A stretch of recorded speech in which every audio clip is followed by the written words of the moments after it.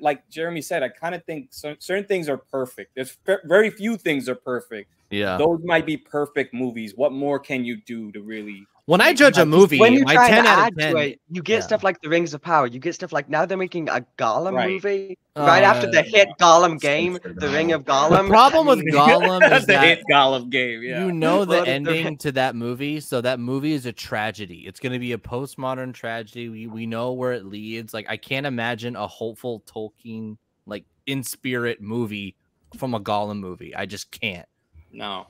It's going to be a sad ending regardless, and that's not who Tolkien was. He didn't write tragedies. It's going to be depressing. Yeah. All right, am I sharing the screen now? Yeah, let me see. I don't. Oh, here it is.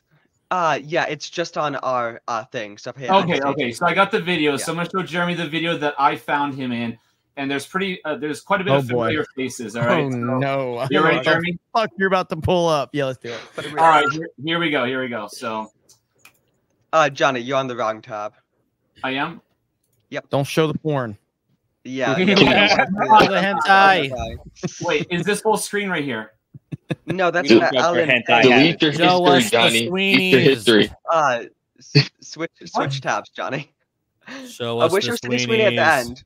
Okay. Sydney Sweeney. If you up top there should be a where you can switch tabs if you're sharing. You should say it up top. Johnny, just send me the link. We're in trouble with fucking Jared. Yeah, send him the link. Boy,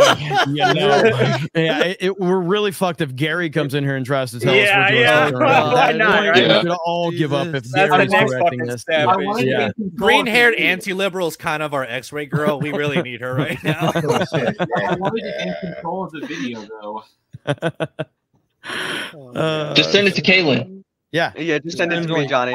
But Jeremy, I'd be curious to know what were your thoughts? Because a lot of people, with Rings of Power having been the disaster it was, bring up like how good the Hobbit movies were by comparison. What did you think of the Hobbit movies before Rings of Power, just by themselves? I like the Hobbit movies. Now, again, I'm not a lore expert or anything on Lord of the Rings, but I've greatly enjoyed. Now, again, I said Ian McKellen's Gandalf is like my favorite movie character. I think he's phenomenal. So we get more of him in that. But I greatly enjoyed the Hobbit, just like I like the prequels, and I've always defended the prequels, and I'm a massive prequel defender.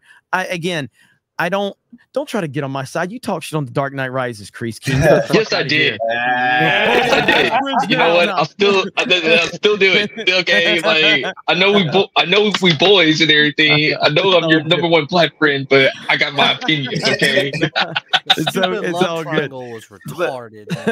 But I think the Hobbit movies. I've always said this. I think the Hobbit movies are maybe like 1 decimal point lower than Lord of the Rings. I think they're fantastic movies.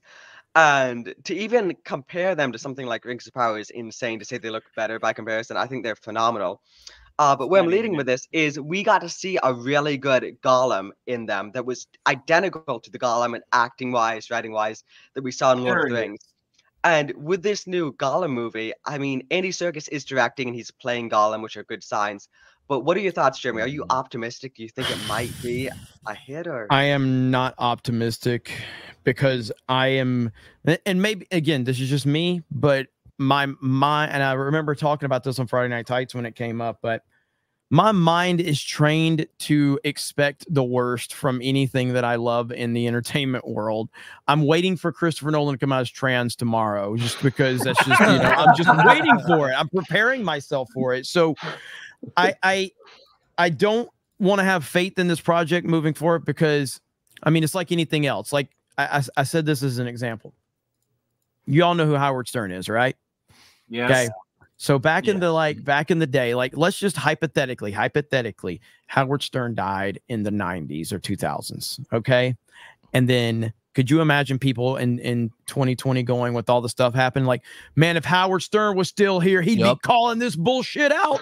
100%. You either die a hero or you live long enough to see yourself become the villain. Yep. And so as much as we love Peter Jackson, as much as we love Andy Serkis, we are in current day Hollywood, and I don't have any faith that any of this is going to carry over. And I think that what it will ultimately do is the only thing I think is the risk is not worth the reward. The risk is that it could end up hurting our perception of the greatness of the Lord of the Rings. That's already perfect. If they come in here and start talking about, you know, all gender ideology bullshit and all, like, we're gonna be like, bro, what happened to you guys? It's almost like Mark Hamill now. We can't even take Mark Hamill seriously. I don't even want to watch the original trilogy anymore because Mark Hamill is such a psychopath. So from that perspective, I would love to be proven wrong, but I don't have faith in this project. I wish they would not go back to this one at all. That's my take on it. Yeah, I've lost the ability to. I wish I could feel excited because like I felt so excited for Rings of Power, like a show, Lord of the Rings, 10 hours worth of content. I mean, there are some people saying it would be 50 hours. A lot of misinformation there, but I was so excited. Just like when they announced a Loki show, my favorite character from the MCU, I was so excited. Like for all these projects, like 2020 was gonna be awesome. 2021, 2022, it was stacked. So much good content, but they just hit after hit after hit. And I know we've talked to people, everyone feels the same. We've all come together that it's when you're looking forward to something, but just hit after hit, destroying everything you care about. We've lost the ability to look forward to something because we don't trust them, and we have to win back their trust. It is true. We have to win back our trust, is what I mean. Yeah, and like, I mean, yeah, I still, don't get me wrong, I'm obviously going to look forward to the next Christopher Nolan project. He has not let me down, like, in a bad way. Like, I didn't like Tenet. I thought Tenet was kind of crap, you know, but like, you can't hear anything, Tenet. It's all music. Yeah, at least with Nolan, even when he fucks up or even when he at least it's still like there's something interesting there. Like Tenet is still interesting. I don't fully understand it, and Nolan fans keep saying like, watch it 72 times, Jeremy, and you'll finally get it. Like, they're liars. You know, like, I don't like Tenet. I think Tenet's not a great movie. I think it's his worst movie, but it's still like, it's still unique and it's still interesting. At least he's putting something out there that gets you thinking.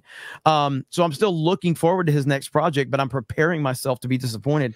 And the same's going to go for, you know, I'm glad like they're ending Cobra Kai, which is something I love, but I'm glad they're going to end it at the high point. You know, I'm glad that hopefully they're going to stick the landing, and it's good because they're fingers crossed. Yeah, because as much as I love Cobra Kai, there are minor things in it, like, you know, like the girls fighting the guys, and you see the girls like kicking this shit out of the guys, and the guys never punch them back, and it's like there's a real fight going on. These girls are kicking the hell, and like they purposely wait a whole like 2 seconds so they can wind up a kick. As a professional fight choreographer, I will tell you right now, it's hard to watch stuff like that because if I'm directing a film tomorrow, I'm fighting the producers the whole way to make sure these girls are getting whopped just like the guys. I don't care. The hands were non-binary. Right? Yeah. Like, non-binary. One punch is all it would take.